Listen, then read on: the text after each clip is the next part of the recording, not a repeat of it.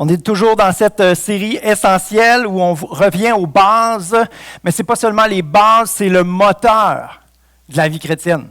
Si on veut avancer, il faut toujours revenir aux bases. C'est ce qu'on fait depuis le début. On a vu 3 choses qui demeurent, la foi, l'espérance, l'amour. On a parlé de la Bible. Il y a de quoi être passionné de la Bible. La Bible, c'est notre base, c'est la fondation, justement. La Bible peut être une arme. Il faut apprendre, justement, à bien l'utiliser. Un chrétien devient solide, il fait des racines, comme on a vu la semaine passée.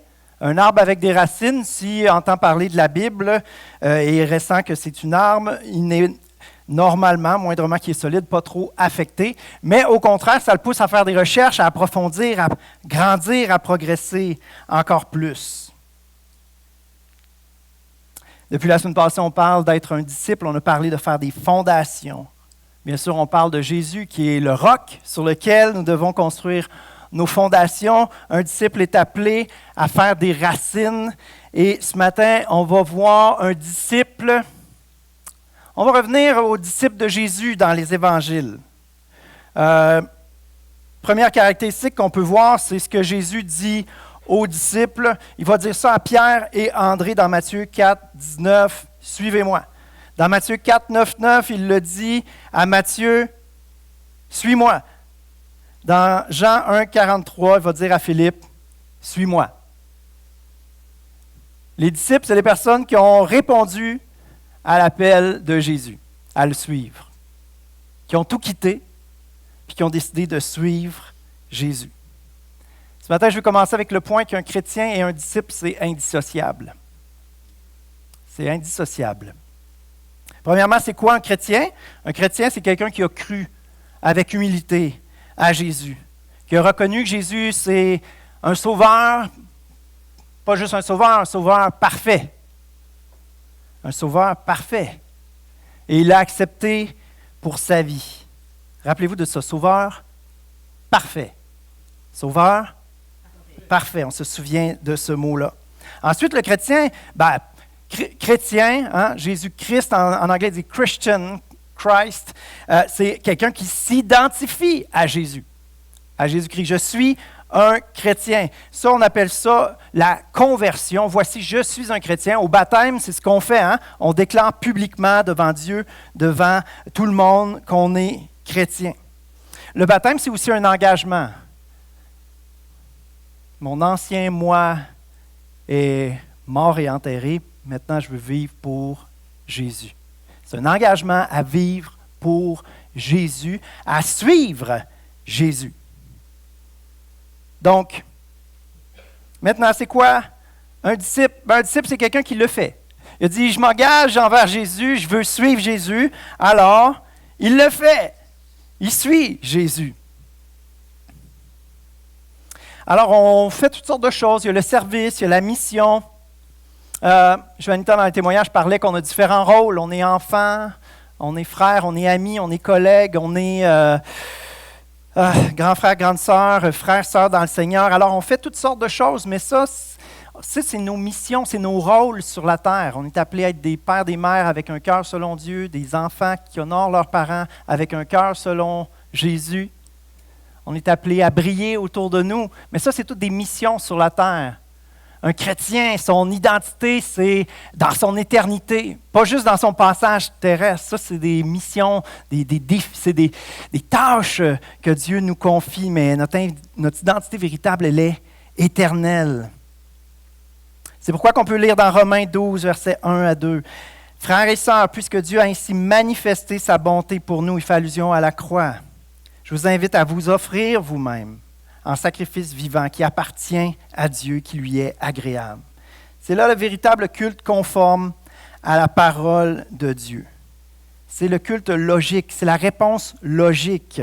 Jésus s'est donné pour moi, Jésus s'est offert pour moi, je m'offre à lui, je me donne à lui, j'appartiens à Dieu.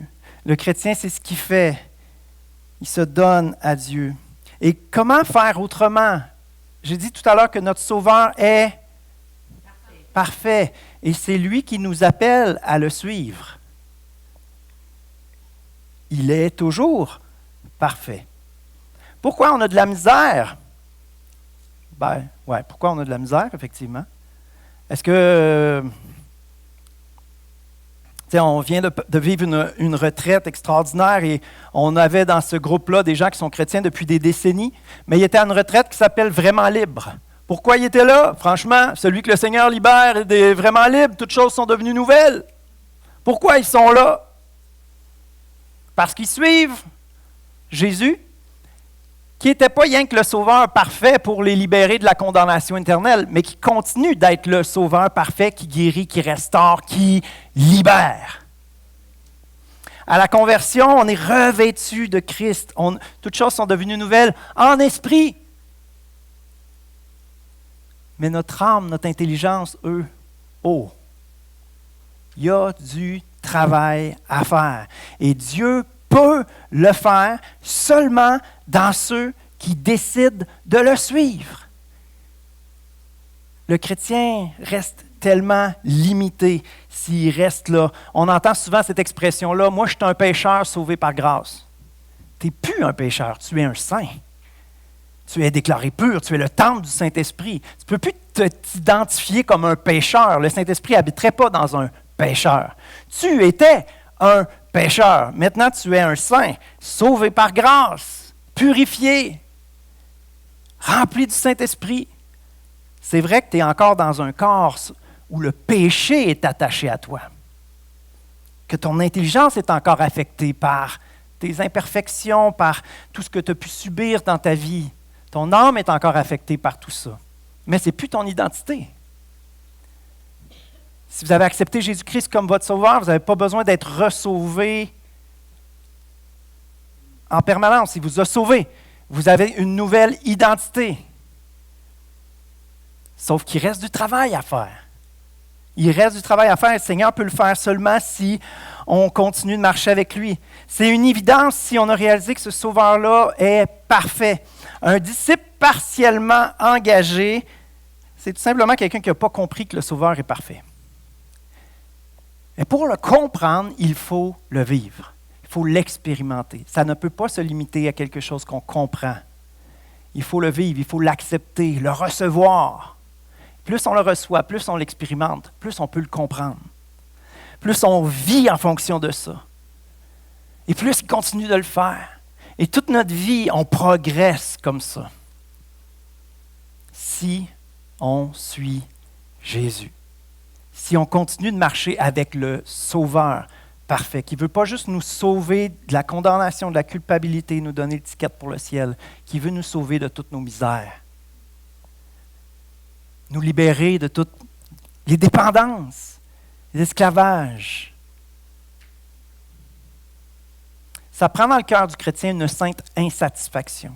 Je ne suis pas satisfait de la vie que je vis. Je veux plus. Dieu a plus pour moi. Bien souvent, on regarde aux gens autour de nous, ceux qui se sont avancés pour témoigner, ils sont donc bien hot, eux autres, ils sont donc bien des bons chrétiens. Non, ils laissent la chance à Jésus d'agir dans leur vie. Fait que Dieu agit. Ils ne sont pas meilleurs. Des fois, on va voir quelqu'un qui est à fond dans la louange. Il est donc bien spirituel, lui. Non, il est juste plus conscient qu'il en a besoin. Il est juste plus conscient qu'il en a besoin. La louange, c'est mon arme.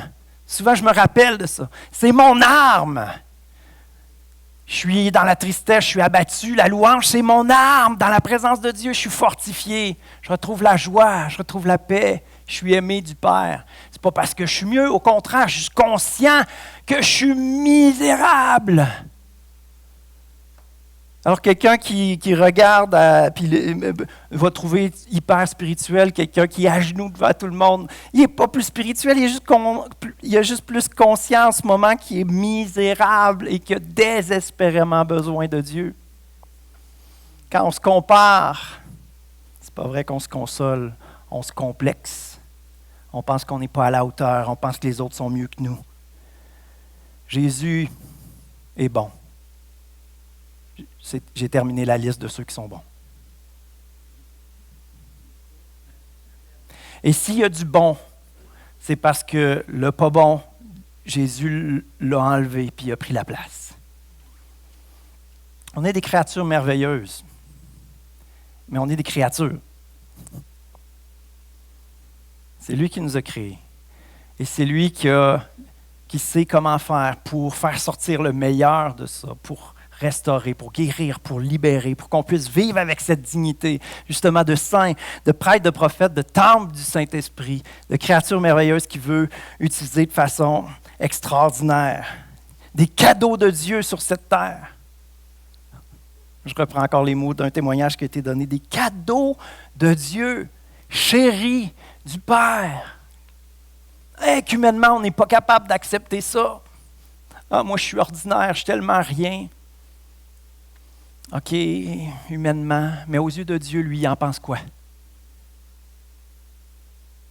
Tu es une créature merveilleuse. Tu es son poème, son œuvre d'art.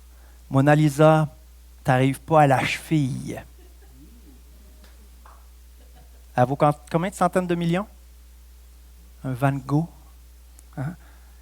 Ça ne t'arrive pas à la cheville. Tu es une créature du roi des rois, créateur de l'univers. Ça sonne orgueilleux de dire ça? Non, c'est la vérité.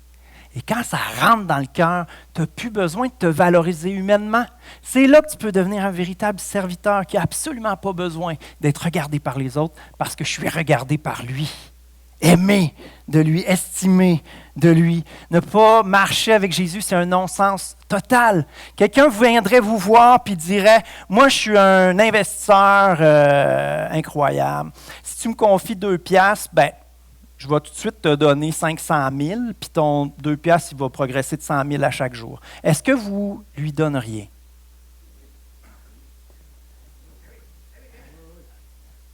Mettons que ce créancier-là, j'ai dit qu'il est extraordinaire, c'est Jésus. 2 piastres. Jésus est comme, je crois en toi avec humilité, je reconnais que j'ai besoin d'un sauveur. Ça n'a pas coûté cher. C'est sûr, si on le dit juste avec légèreté dans notre tête, on risque de ne pas se passer grand-chose. Jésus ne nous demande pas grand-chose, puis il veut tout nous donner. Une nouvelle identité. On n'est pas appelé juste à être sauvé pour avoir un ticket pour le ciel puis vivre une vie misérable. On est appelé à être des fiers disciples de Jésus-Christ. Jésus continue de sauver, libérer, guérir, donner une vraie vie. C'est lui qui connaît la recette. C'est lui l'architecte. C'est lui qui sait comment faire ressortir le meilleur de nous, ce que lui a créé. Des créatures uniques, remplies de lui, à travers lesquelles il peut agir. C'est quoi être un disciple? Si on regarde au premier disciple, c'est quelqu'un qui suit Jésus. Pas plus compliqué que ça. C'est quelque chose qui se faisait beaucoup à l'époque de décider de suivre quelqu'un. Un disciple choisissait un maître pour apprendre et devenait son étudiant, son apprenant. Il le suivait, il l'écoutait. Ça pouvait être de différents niveaux. Ça pouvait être juste comme à chaque jour écouter un petit peu ou avoir des rendez-vous réguliers. Mais pour les disciples, ça a été de suivre Jésus littéralement. Ils ont tout quitté et ils ont suivi Jésus physiquement, géographiquement. Alors, qu'est-ce que Jésus faisait pour leur apprendre? J'énumère 4 choses bien simples. Les moyens principaux pour apprendre de Jésus, les disciples entendaient des sermons. Des sermons, ce n'est pas comme un enseignement. Un sermon, une prêche, contrairement à un enseignement qui bâtit ta connaissance, qui permet de comprendre les choses, un sermon, ça t'amène à une croisée de chemin. Puis là, c'est t'embarques ou t'embarques pas. T'embarques ou tu continues comme c'était. Par exemple, si je suis un chrétien puis je me satisfais de ça, ce matin, le sermon, c'est Dieu t'appelle à être un disciple. T'embarques ou t'embarques pas? Oui, je donne quelques informations. Oui, j'enseigne de tout mon cœur conformément à la parole de Dieu, du mieux que je suis capable, que le Seigneur me donne d'être capable. Mais le but principal n'est pas de nous enseigner, de nous renseigner. Le but principal est de nous amener à un changement qui peut transformer notre vie. Parce que si on répond à l'appel que Dieu nous fait, c'est Dieu qui agit en nous, il continue son œuvre. On est appelé à être des disciples de Jésus-Christ, qui va utiliser le pasteur, effectivement, qui va utiliser des frères, des sœurs autour de nous. On a besoin de grandir comme les disciples en écoutant les sermons de Jésus, ses enseignements. Les disciples vont poser des questions.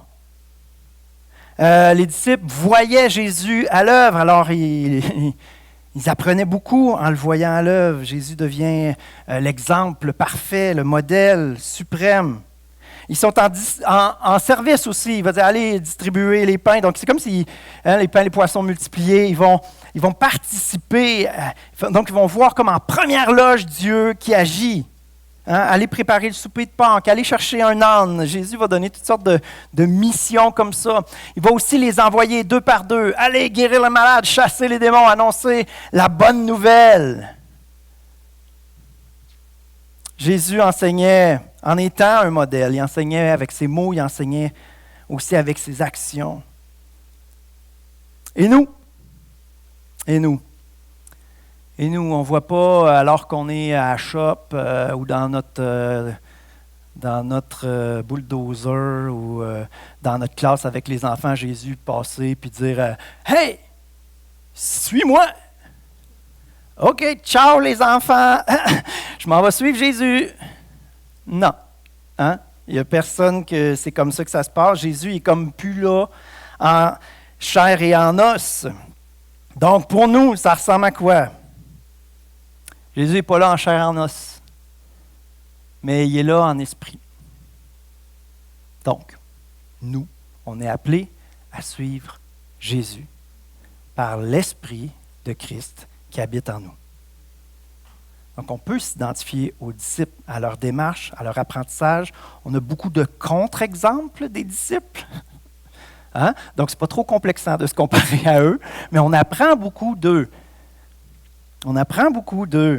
Mais c'est une démarche par la foi. C'est l'Esprit de Jésus qui est notre professeur. C'est quoi les 4 moyens principaux qu'on a donc à notre disposition? Donc, on apprend en recevant des enseignements puis en voyant comment Jésus agissait. Littéralement? Non. Les disciples nous l'ont raconté dans la Bible. N'est-ce pas? Puis Jésus continue d'enseigner à travers son corps, à travers l'Église, à travers des pasteurs, des enseignants. On a accès à tellement de matériel, c'est incroyable aujourd'hui. Donc, recevoir des enseignements, des prédications, s'attacher à une Église locale pour recevoir quelque chose de pertinent pour nous aujourd'hui dans notre contexte, c'est des moyens tout simples, de base pour vivre la même chose et progresser de la même manière que les disciples de Jésus ont progressé. On apprend par le service. Dans le service, on voit Jésus à l'œuvre concrètement. Aujourd'hui, il agit encore. Il nous envoie dans la mission. Je parlais de la Bible. Regardez dans Jean 20, 31. Ils ont écrit la Bible rien que pour ça. Ce qui s'y trouve a été écrit pour que vous croyiez que Jésus est le Christ, le Fils de Dieu, et en croyant, vous aurez la vie par lui. C'est le but de la Bible. Pour qu'on puisse expérimenter la même chose que les disciples. Ils nous ont raconté, regardez, nous, c'est ça qu'on a vu, c'est ça qu'on a entendu, puis c'est ça qui a fait que on a cru, puis qu'en croyant, on a la vie par lui. Ça vous est offert à vous aussi. Je pense à cette promesse que Pierre va prêcher le premier sermon. Il dit « Repentez-vous, changez de vie, tournez-vous vers Dieu et vous recevrez le Saint-Esprit. » Cette promesse est pour vous, pour vos enfants et tous ceux au loin que Jésus appellera en aussi grand nombre qu'il le veut. Nous sommes cet aussi grand nombre qu'il le voudra partout dans le monde. C'est nous. C'est une invitation qui nous est donnée. Ces choses ont été écrites afin que vous ayez la vie. Et les promesses de Dieu sont pour nous, pour qu'on puisse vivre ce que les disciples vivaient dans le temps de la Bible, mais de façon pertinente aujourd'hui. Quelle aventure! Quelle aventure! Ce n'est pas juste comme un étudiant sur un banc d'école qui apprend de la théorie. Dans la Bible, il y a plein de directives générales. Il y a plein de choses qui nous permettent de comprendre des choses extrêmement importante et même je dirais que c'est la priorité. Il faut commencer par ça, se soumettre à la Bible, aux directives de Dieu, à ce que Dieu veut pour nous, aux enseignements de base. Mais Dieu a plus pour nous et c'est important d'en parler dans cette série essentielle parce que Dieu ne veut pas se limiter à ça. Il veut nous enseigner personnellement, il veut nous diriger personnellement. Alors, il y a la volonté générale de Dieu qui est enseignée, qui est claire dans les Écritures qu'on peut comprendre, qu'on peut recevoir, mais il y a une volonté spécifique pour chacun d'entre nous, serviteurs uniques, que Dieu veut utiliser d'une manière unique. Dieu veut nous enseigner personnellement, Dieu veut nous diriger personnellement. C'est la volonté spécifique de Dieu à recevoir personnellement.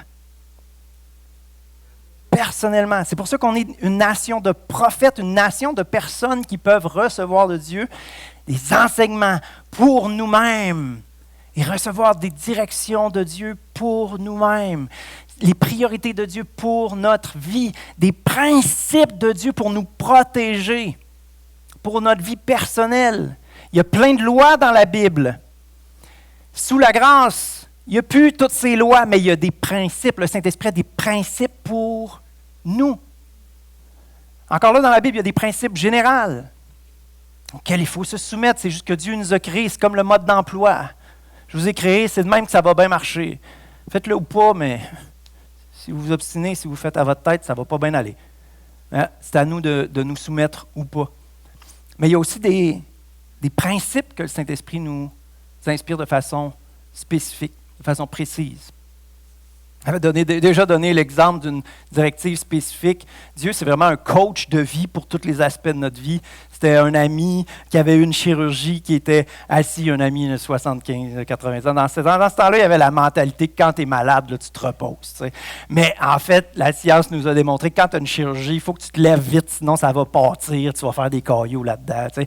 Fait qu'il faut bouger. Mais il y avait encore cette mentalité-là, lui. Puis là, il était assis, souvent, il arrive, il faut demander à sa femme, « Hey, tu me donnerais-tu la manette? » Puis là, Saint-Esprit dit, « Lève-toi, puis prends la manette. » Volonté spécifique de Dieu. Un principe pour prendre du mieux. Ça, c'est tu es assis dans ta chaise, le dimanche, il y a les annonces, et là, il y a une retraite vraiment libre qui est annoncée. Puis là, souvent, on se dit, ça doit être pour les autres. Ça, si on... Vous voyez, un cœur ouvert, un cœur désiré, un cœur qui a une sainte insatisfaction est ouvert à recevoir des directives de Dieu. Un disciple qui veut suivre Jésus va recevoir des directives de Dieu. Si on reste dans le confort, si on reste dans la satisfaction, si on reste dans le... On n'a pas trop d'aspiration à changer, à progresser, on ne reçoit pas des directives de la part de Dieu. Ce matin, dans le temps de louange, on parlait d'une consécration, d'un désir de suivre Jésus.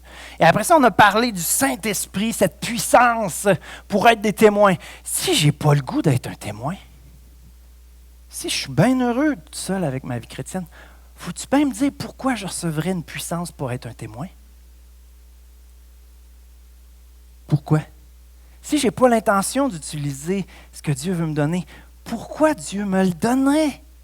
C'est comme Dieu, il donne là. Il attend que tu fasses ça. Ah! Wow!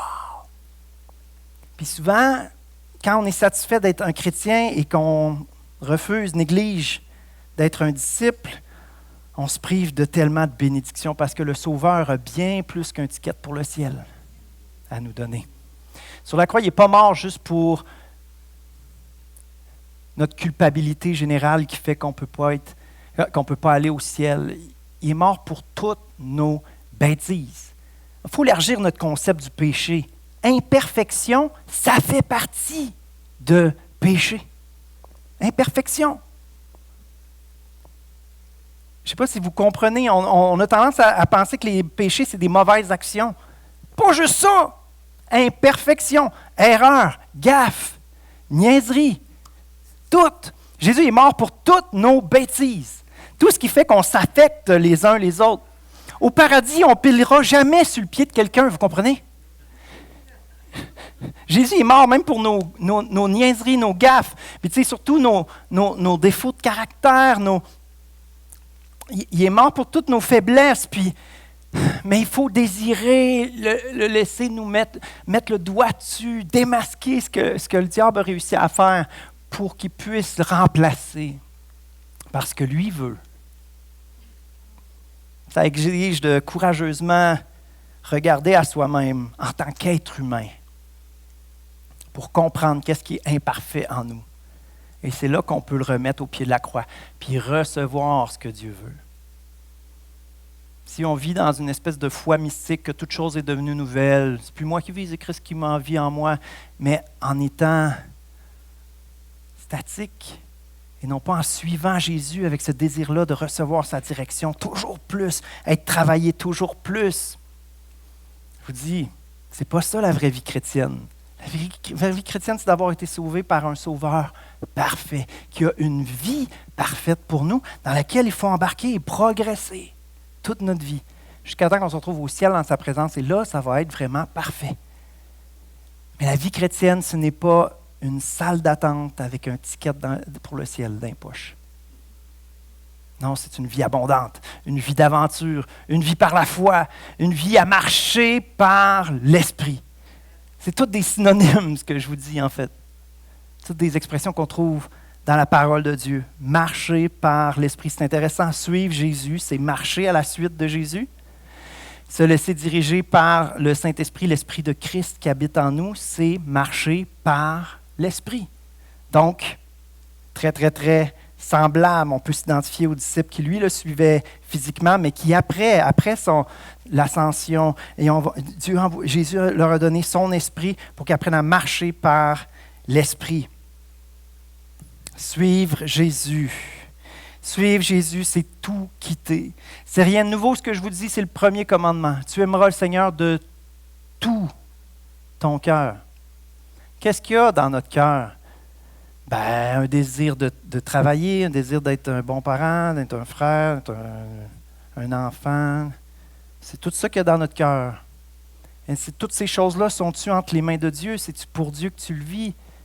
Tout ton cœur, c'est tous les aspects de ta vie. On est humain et pour que notre vie ressemble à quelque chose de divin de plus en plus, il faut tout remettre ce qui est humain entre ses mains et lui va faire des merveilles. Ce Sauveur parfait veut faire une œuvre tout au long de notre vie où on marche avec lui. Toutes choses sont devenues nouvelles, c'est vrai. Galates 2,20, j'ai été mis à mort avec le Christ sur la croix, de sorte que ce n'est plus moi qui vis, mais c'est le Christ qui vit en moi, car ma vie actuelle, je la vis dans la foi du Fils de Dieu qui m'a aimé, qui a donné sa vie pour moi. Tu vois, il y a une déclaration de quelque chose qui est fait. C'est plus moi qui vis, c'est Christ qui vit en moi. Mais ma vie actuelle, je la vis dans la foi. Je marche par la foi. Je suis une nouvelle créature, mais là, je la vis en fonction du fait que je suis une nouvelle créature là, à ses yeux. Là. Puis que ce qui déclare là, en esprit sur ma vie que je suis un prêtre, un prophète, là, je veux apprendre à entendre, à écouter. Dieu, tu dis que je suis une nouvelle créature, que je suis un prophète appelé à entendre ta voix. Maintenant, je veux vivre en fonction du fait que je suis un prophète, puis je veux apprendre à entendre ta voix. Vous voyez, ce n'est pas comme quelque chose qui s'est fait, puis que voilà, c'est tout. Non, c'est quelque chose qui doit être mis en pratique, puis qui doit se développer dans notre vie. Pourquoi on fait ça? Il y a ces deux éléments-là. Jésus a donné sa vie pour moi, je donne ma vie à Dieu. Jésus s'est offert pour moi, je m'offre à lui. On le fait par reconnaissance. On reçoit, on veut donner en retour. En fait, on a tout reçu. Alors, on veut tout donner en retour. C'est pour ça que ce sera de votre part un culte raisonnable, un culte normal, un culte logique. C'est la chose logique à faire, de se donner à ce Sauveur parfait. J'ai appelé ça une dévotion totale. Une dévotion totale. Cette dévotion totale est gagnante pour deux raisons. Premièrement, on ne s'autodétruit plus autant. Laissez le Saint-Esprit conduire votre vie, comme dans Galates 5, et vous n'obéirez plus aux mauvais penchants. Car l'être humain que nous sommes a des désirs contraires à ceux de l'Esprit, et l'Esprit a des désirs contraires à ceux de l'être humain. En se laissant diriger par l'Esprit, on est de plus en plus libérés des mauvais penchants, de plus en plus guéris, restaurés. On peut vivre comme Jésus vivrait. C'est gagnant pour une autre raison. Dans Marc 10, Pierre, un de ceux qui a tout quitté pour suivre Jésus, il va dire, « Écoute, Seigneur, on a tout quitté pour te suivre. » Jésus lui répondit, « Je vous le déclare, c'est la vérité. Si quelqu'un quitte sa maison, ou ses frères, ses sœurs, sa mère, son père, ses enfants, ses champs, à cause de moi et de la bonne nouvelle, il recevra 100 fois plus, dès maintenant dans ce monde, des maisons, des frères, des sœurs, des mères, des enfants et des champs, et dans le monde à venir, recevra la vie éternelle. » On reçoit tellement plus parce qu'on reçoit des relations vraies. C'est une vie plus satisfaisante. Des richesses, des succès, peut-être différents de ceux que ce monde valorise. Peut-être différents de ceux qu'on pensait vouloir. Mais Dieu nous donne ce qu'on a besoin. Dieu nous donne ce qui comble véritablement. Ce qu'on désire n'est pas nécessairement ce qui nous ferait du bien. Ce qu'on désire, ce qu'on a lu. Les désirs de la chair sont contraires à ceux de l'esprit. On désire sincèrement, on peut penser sincèrement que c'est les meilleures choses qui pourraient nous arriver, mais bien souvent on se trompe. Et Dieu veut nous donner ce qui comble vraiment, des bénédictions au-delà de nos espérances. Donc c'est une bonne chose à cause qu'on ne s'auto-détruit plus autant. Bien sûr, on détruit moins les gens autour de nous aussi, parce qu'on reçoit tellement plus. Mais, cette dévotion totale n'est pas nécessairement facile. On vient de lire Marc 10, et je ne sais pas si vous avez remarqué, mais il y avait une petite parenthèse avec 3 petits points. Il y avait 4 mots que j'ai retirés de la première lecture. Avec des persécutions. Des persécutions. J'ajouterais, oui, parce que des persécutions, c'est quand quelqu'un va se moquer de nous à cause de notre foi. Littéralement, dans la Bible, on voit ils vont être battus. C'est des choses qui arrivent dans ce monde. Nos persécutions à nous ici sont très légères à comparer bien des endroits où des chrétiens meurent pour leur foi. Mais ici aussi, ça va amener des situations difficiles, certainement. Parfois, c'est le monde qui va nous faire de la misère. Parfois, c'est même entre chrétiens qu'on se fait de la misère. Il va y avoir des combats, des défis, des choix difficiles à faire, des actions courageuses à poser. Jésus va dire que le chemin est étroit. Parce que le chemin, ce n'est plus le chemin du n'importe quoi. Ce n'est plus le chemin du n'importe quoi que j'ai envie, que j'ai le goût, de ce que je pense qui est le meilleur. C'est le chemin que je discerne, que le Saint-Esprit veut que je prenne. Souvent, on pense à un chemin étroit, ça veut dire un chemin pénible. Non, c'est le chemin que Jésus veut. Il n'est pas tout le temps pénible. Recevra des frères, des maisons, des champs, 100 fois plus. La vie éternelle en plus, fait que j'ai l'espérance toute ma vie. Wow! C'est pas tout le temps pénible, le chemin étroit. On a cette mentalité-là parfois, les chrétiens. C'est pas vrai que c'est tout le temps pénible. C'est juste pas le chemin du n'importe quoi. Ça, c'est le chemin vaste où on fait n'importe quoi. Mais oui, être chrétien, ça va impliquer des défis. Je dirais même pas être chrétien, être un disciple. Ça va impliquer des défis. Quand on va obéir à Dieu, il y a de la résistance. Quand on se contente d'être un chrétien qui a une étiquette dans les poches, la vie est facile, c'est simple. Dans Matthieu, chapitre 16, Jésus va dire, « Si quelqu'un veut me suivre, qu'il s'abandonne lui-même, qu'il prenne sa croix et me suive. » S'abandonner soi-même, c'est renoncer. C'est renoncer à diriger les choses comme on l'entend. Il y a des choses qui doivent mourir en nous. S'abandonner, renoncer. Des choses qui doivent mourir en nous. Oui, c'est difficile, c'est honteux de s'identifier à Jésus parfois. Ce qui est merveilleux, c'est que notre modèle, c'est Jésus. Hein? Puis Jésus, il est allé jusqu'à la croix. Jésus nous comprend quand on vit des difficultés.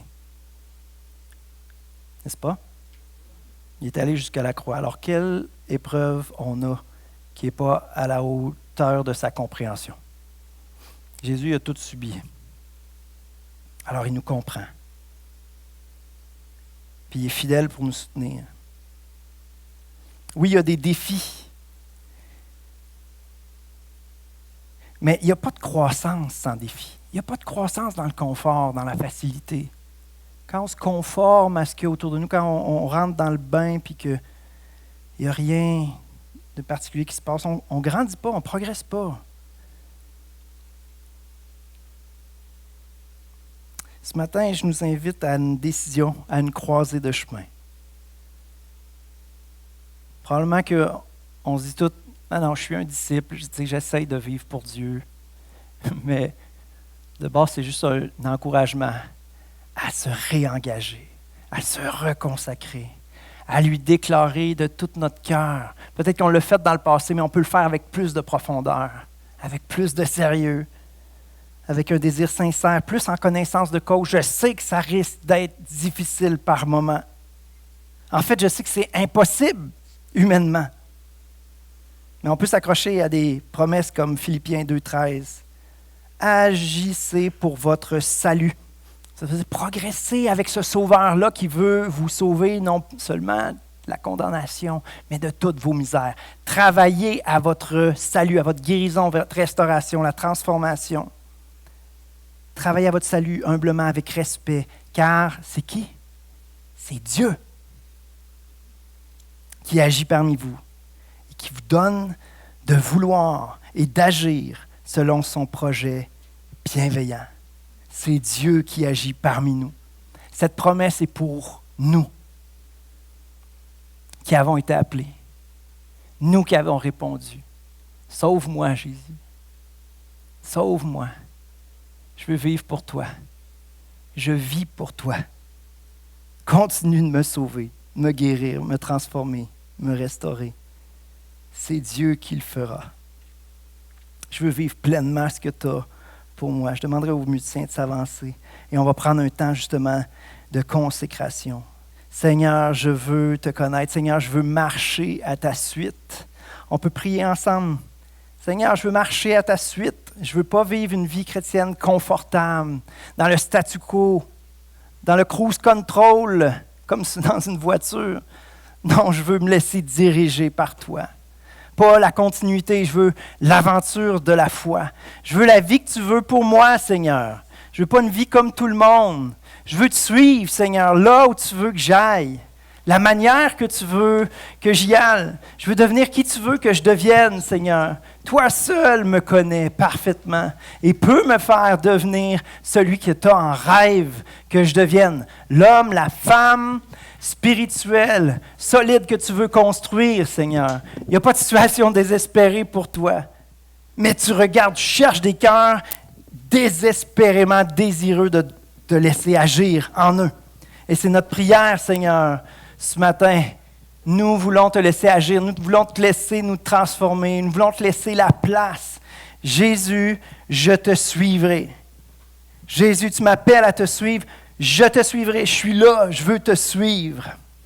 Et je sais que tu vas être fidèle pour me soutenir. Je sais, Saint-Esprit, que tu es là. C'est une puissance pour me rendre capable de suivre Jésus. Tu vas toujours être là. Alléluia.